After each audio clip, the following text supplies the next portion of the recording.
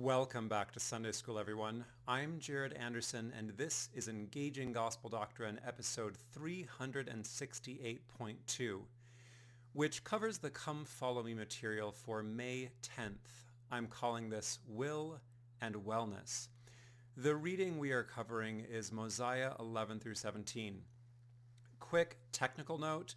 You will notice that I am implementing feedback at multiple levels. I do pride myself on the way that I take feedback and update. So I was looking into a teleprompter, but right now I'm using my webcam that is attached to my desktop, and then I have my microphone plugged into both Audacity, which will be delivering the audio, and then I have the webcam capture also attached to the same microphone, so we'll see how it works out. I want to say Happy Mother's Day to everyone, however you experience that and whatever that means to you. I hope we are all grateful to be alive, which can make us grateful for our mothers. As Freud knew well, motherhood is very complex for all of us. I also hope that you had a very enjoyable Star Wars Day, May 4th. Podcast housekeeping. As I was preparing this episode, I felt simultaneously how much I still appreciate the last episode I did on this reading, and also the direction that I would like to take this time around. As longtime listeners will notice, in general, my current episodes are more devotional, life-centered, and integrated, as opposed to the Sunday school scripture study notes approach that I took for years. I am also hearing clearly that people want more Sunday school than house church, so I'll shift back to that unless I hear differently. I'm going to stream things a bit this week. I already posted the old episode. I hope you enjoy, and please do let me know what you think. I will be integrating the old episodes into the new feed and also making sure that all reading notes and lesson note links are live. And I think that'll be a really worthwhile way to help you get the most podcast for your time and investment. I'm also finally going to record the olive tree episode right after this and then post these back to back. And then in a couple days, I will post the old episode for the next reading. So what I'll do is I will post the original episode with a lot of advance, and then I'll post the updated episode hopefully a week before the coming, when the readings are assigned. So moving forward, I'll post the Sunday School episodes just weekly rather than every other week, and then you can incorporate it into your worship however you want. I will invest my time and energy into making this the best Sunday School podcast possible. I'm hearing that that's what you want, that's what you're listening for, and I will deliver and I will update. For this episode, super brief COVID check-in, and then for the lesson, I want to focus on accountability and feedback. Playfully, I'm saying be your own Abinadi. Commandments, what is the point and what makes life worthwhile? Because I love tackling those little topics. Human nature and redemption. And then I want to dig into Mosiah 15, which is really fascinating. And Abinadi is talking about how Christ is both the Father and the Son. And I want to apply that to ourselves and talk about how we are also parent and child, God and human. And then I will conclude. COVID check-in, this is a reckoning for all of us, especially for American culture. Abinadi says, wear your masks. Remember that masks protect others, which makes mask wearing a test of character, even more than a test of intelligence, and we aren't doing so well. In contrast, Hong Kong and South Korea, their first incident was at the same infection was at about the same time, and they have pretty much already managed the pandemic while also keeping their economy strong. I'm not very encouraged about our ability to be similarly successful. I'm gently or not so gently saying that parts of American culture, we are very independently minded. We're pretty gullible. We don't like being told what to do.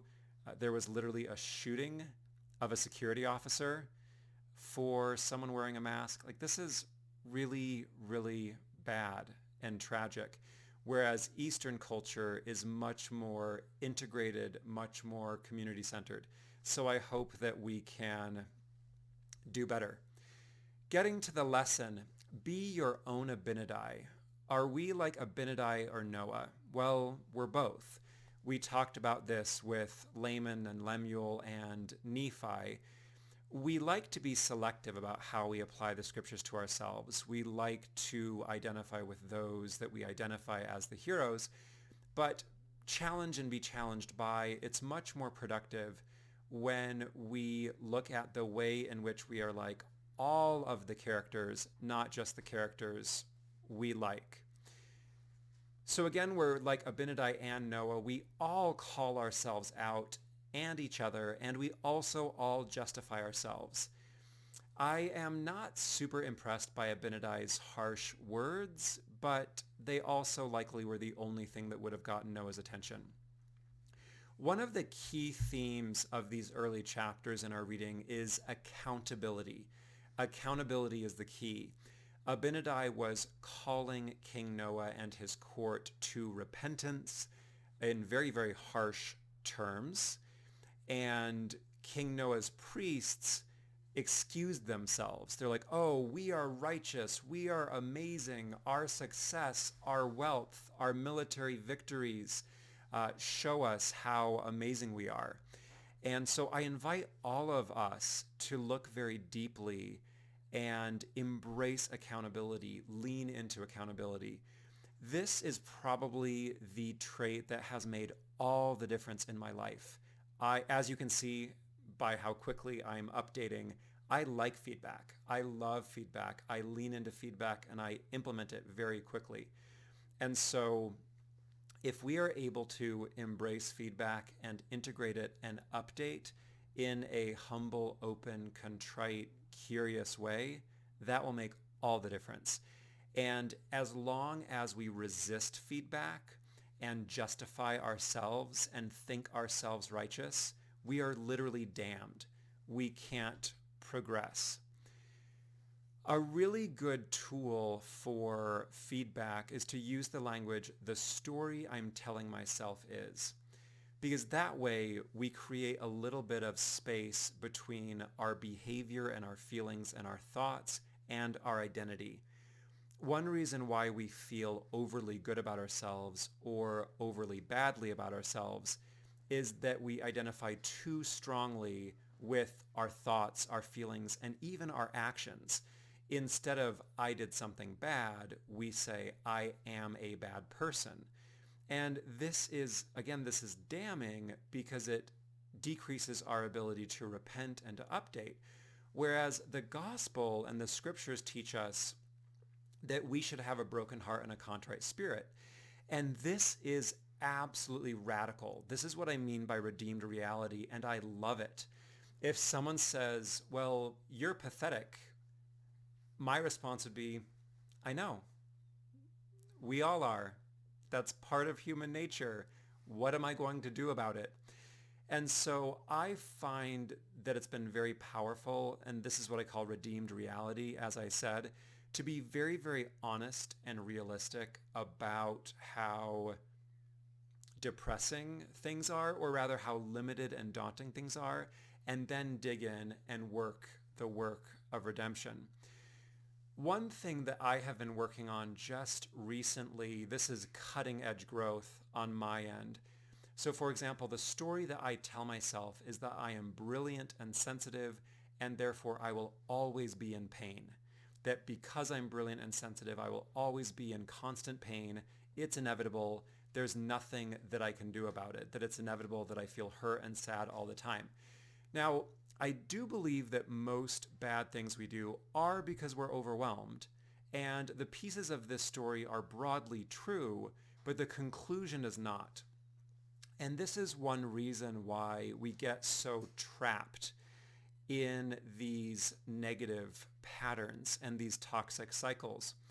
Because what our ego likes to do is it likes to take these pieces of the puzzle that are generally true and try to tell us that they are inevitably true and they inevitably mean a particular thing, and therefore we are caught and trapped and imprisoned by these stories that we tell.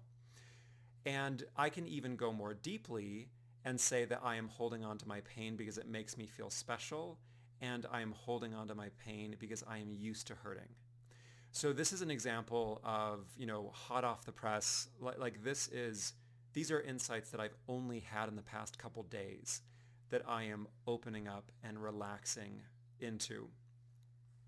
So accountability, embrace accountability, update. Let's talk now about commandments. Abinadi quotes the commandments to the King Noah's court, and I love the way Abinadi argues. Again, he gets a bit too harsh sometimes, but in general, he argues in a way that it's almost impossible to disagree with him. That's my favorite way to debate as well. And so, for example, he says, do you not teach the people the commandments? And the priests are like, oh, totally, we totally know the commandments. And Abinadi says, well, even if you do know the commandments, clearly you aren't living them. And similarly, this is one of the things that I have found most powerful and helpful in my own ministry, is by focusing on outcome and function, I cut through all the smoke and get at the substance of what's going on. And it helps me engage efficiently. So we can make all sorts of excuses about what we meant to do or what we didn't mean to do, or our feelings, but we can hold people accountable by saying, your behavior had this outcome, and this is how your behavior functions. So one thing, for example, that I have looked at very carefully is how my behavior functions.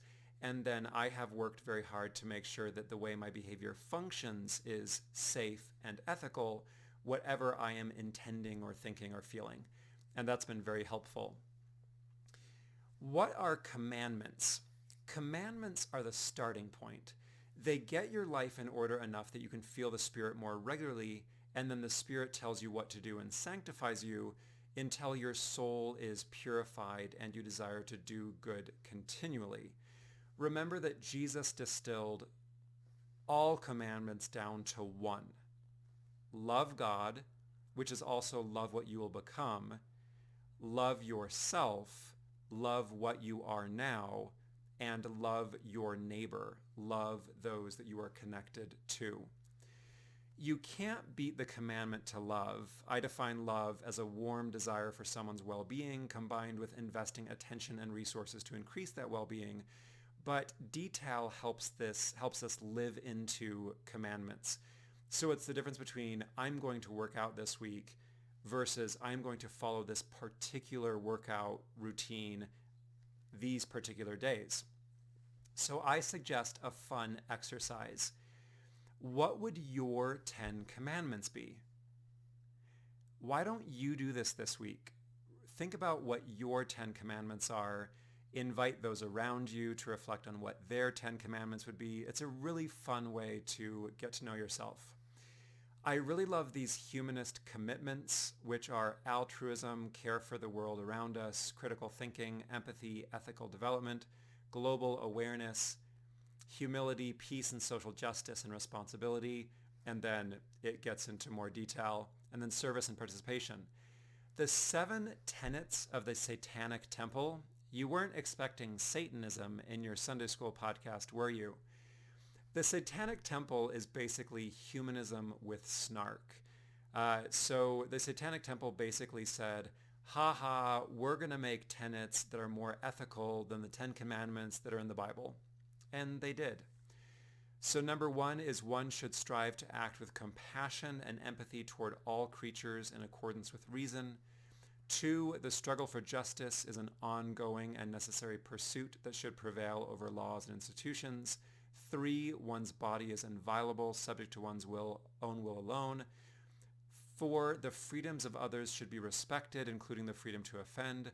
To willfully and unjustly encroach upon the freedoms of another is to forego one's own. 5, beliefs should conform to one's best scientific understanding of the world, One should take care never to distort scientific facts to fit one's belief. 6, people are fallible. If one makes a mistake, one should do one's best to rectify it and resolve any harm that it might have caused. 7, every tenet is a guiding principle designed to inspire nobility in action and thought. The spirit of compassion, wisdom, and justice should always prevail over the written or spoken word. These are guidelines. Here are my 10. These, I call these Jared's vows, and this is more a check-in than carved in stone, haha. So here are my vows that came to me this week. I will give things the attention they deserve and see them through. 2, I will live in such a way that I can defend my actions to all those impacted by those actions. 3, I will gently companion my feelings and thoughts and remain accountable for my actions. 4, I will live with grateful awareness of interconnection and interdependence. 5, I will leave situations better than I found them. 6, I will work to be a sustainable and constructive part of the systems I belong to. 7, I will contribute to the world in the way that will prove most meaningful and constructive. 8, I will need nothing so I can savor everything. 9, I will live with proper form. 10, I will show up in this moment.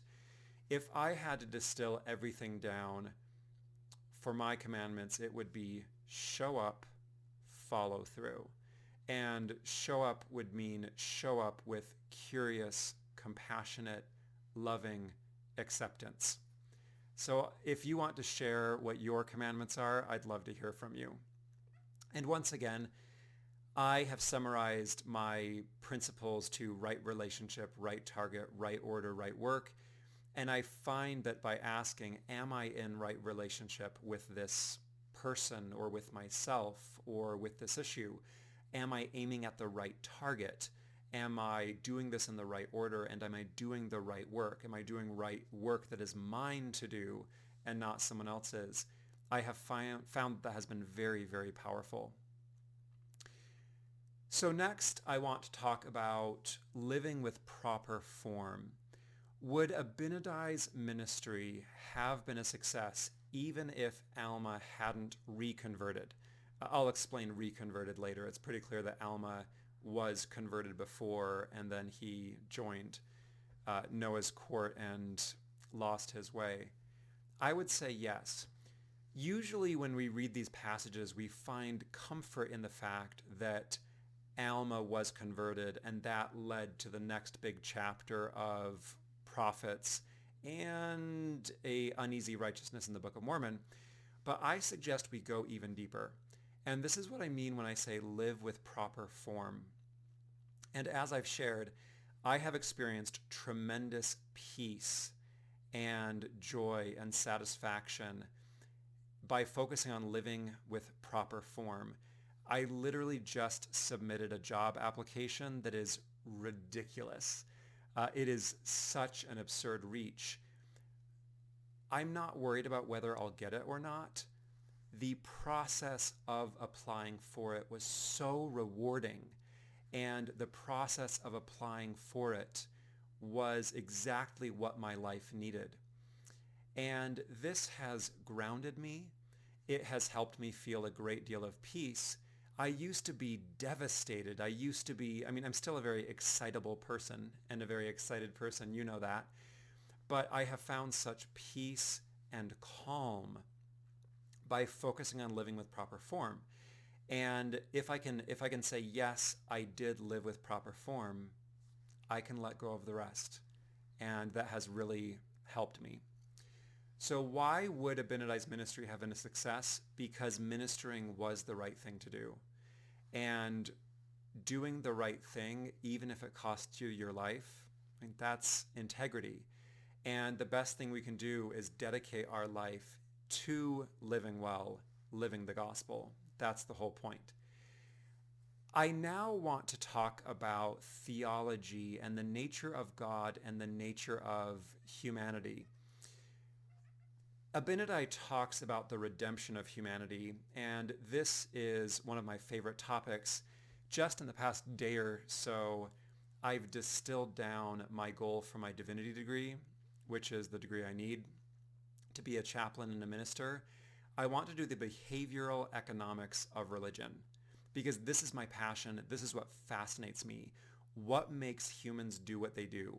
What is the secret to individual motivation? What is the secret to triggering virtuous cycles? What is the secret to thriving? One of the most sobering insights I've had is that thriving exists beyond preference. We need to push ourselves or be pushed beyond what we would normally choose to do in order to reach our potential. And that's the purpose of the church and the gospel and everything, is to motivate and inspire us to be our better selves, to be perfected, be complete, be perfect, be whole, as Jesus said. Human nature, as best as I can understand it, I absolutely agree with Abinadi that human nature needs to be redeemed. Abinadi uses different wording. My social science informed wording is that we as humans get really easily overwhelmed. We are very limited, and I think most of the bad things that happen come because we're so limited, and that most of us are mean and abusive, if we are, because we just get overwhelmed. We can't follow through. And that's why emotional endurance and fortitude is one of the most precious skills in life. One thing that is incredibly rewarding as I've been working as a chaplain for the past 3 years, more than that now, is that I feel so calm now because I can take on most things. I can very seriously say, I want to work with terminally ill children. I want to work with catastrophes. I want to work in disasters. I want to work with the breadth and depth of the human experience, especially the depth, and I've got it. I know that I can handle it emotionally, and that is a really, really good feeling. Next, we are very selfish. We as humans can only experience life from our own perspective. I was telling a friend earlier today, I was helping talk through some relationship stuff, and I said one reason why we feel shocked and betrayed in relationships is because the normal assumption is to assume that other people are doing what they are doing for the same reasons that we do what we do. Does that make sense? We are projecting our own inner world and inner lives onto them, and that causes a lot of problems. Instead, the right thing to do is to deeply encounter the unavoidable reality that everyone is a mystery. I am a mystery to myself. You are a mystery to me. You are a mystery to yourself. And so for me, it's a daily devotion. It's a devotion moment by moment to say, help me understand who you are right now. Because even if we could understand each other relatively well, we are constantly updating into new versions of ourselves. I've been looking more into Buddhism as part of my interfaith training, and I misunderstood not self, anatman. I used to think it was self-denial or a depressing thought, but what not self means is that as soon as we describe ourselves, as soon as we define ourselves, we are limiting ourselves and we are wrong. And by embracing the fact that there is no self in particular, we can be free to grow and be whatever we are. I've shared before that I love the Hebrew of Exodus 3:14, where Moses says to God, what's your name? And God says, Ehyeh asher ehyeh. And ehyeh is an amazing word in Hebrew because it can mean either the present tense of become or the future tense of be. So it's this wonderfully fluid, I am the becoming one, I am what I'm becoming what I will be. I am in flow and growth. Isn't that beautiful? And it just struck me, literally in this moment, that that is a beautiful way to describe God and the path to godhood, is we are the flow to growth and goodness and love. Okay, last point that I want to talk about is applying Abinadi's insights about God and Christ to ourselves, because that's what's most pertinent, because we are the ones living our own lives. This is from Mosiah 15. And now Abinadi said unto them, I would that ye should understand that God himself shall come down among the children of men, and shall redeem his people. And because he dwelleth in the flesh, he shall be called the Son of God, and having subjected the flesh to the will of the Father, being the Father and the Son. The Father because he was conceived by the power of God, and the Son because of the flesh, thus becoming the Father and the Son. And they are one God, yea, the very eternal Father of heaven and earth. And thus the flesh becoming subject to the Spirit, or the Son to the Father, being one God, suffereth temptation and yieldeth not to temptation, but suffereth himself to be mocked and scourged and cast out and disowned by his people. And after all this, after working many mighty miracles among the children of men, he shall be led, yea, even as Isaiah said, as a sheep before the shearer is dumb, so he opened not his mouth. Yea, even so shall he be led, crucified and slain, the flesh becoming subject even unto death, the will of the Son being swallowed up in the will of the Father.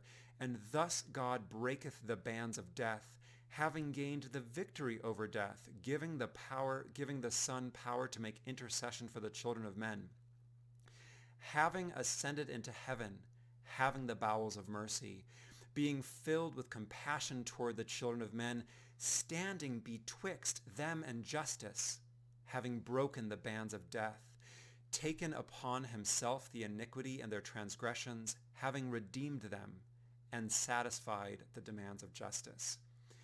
Totally clear and transparent, right? I remember reading this passage and saying, come again? And Jesus is like, okay. Just kidding. That's a second coming joke. I want to apply this to us and on our journey. And this is one of the most important things that I have learned from ministry is ideas, doctrine, if it can't be put into practice, if it doesn't transform you, if it doesn't make you better, if you don't integrate it into your lived experience, it's worthless.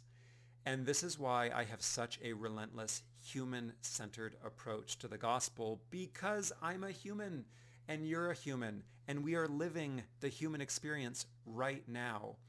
So what I just felt prompted to do is I want to reread this passage and apply it to ourselves. And Abinadi says to you, I want you to understand that you yourself have a divine nature. You yourself, in a very real way, are God. And you are having a human experience, and you will be an instrument of redemption. And because you dwell in the flesh, you are called a child of God. Your task is to subject the flesh to the will of the divine within you, because you are divinity and humanity, parent and child. You are the divine parent because you are conceived by the power of God. Remember, we become the children of Christ. And you are called the child because of your human flesh. You are the parent, the divine parent, and the human child. But these are one God, the eternal parent of heaven and earth. And thus, in your human experience, the flesh becoming the subject to the Spirit, or the child to the divine parent, being one God, you suffer temptation. You work to not yield to the temptation. You suffer yourself to be mocked, to be cast out, to be disowned, to be abused. And after all this, even though you work miracles in your own life among the humans among you which you live, you are led inevitably to betrayal. You, in your own way, are led, crucified, and slain. And the task of life is to have your flesh becoming subject even unto death, the will of the child being swallowed up in the will of the divine parent. And thus, your divinity will break the bands even of death. You will gain victory over death, giving your human child power to make intercession in the world. You, in your way, have ascended into heaven. You have gained the bowels of mercy. You have the most precious empathy and compassion towards your fellow humans. You, as an instrument of love and compassion, stand between others and justice. You have broken the bands of death. You have taken upon yourself iniquity and transgression. You have redeemed them. You have satisfied the demands of justice. Wow. I felt the power of that, and I am going to close on that note. Thank you so much for joining me for another episode of Engaging Gospel Doctrine. I will keep working to make these episodes as high quality as possible. Thank you for all of those who support the podcast. I am still working to get that core group of supporters, and then the rest of you can keep it sustainable. Thank you.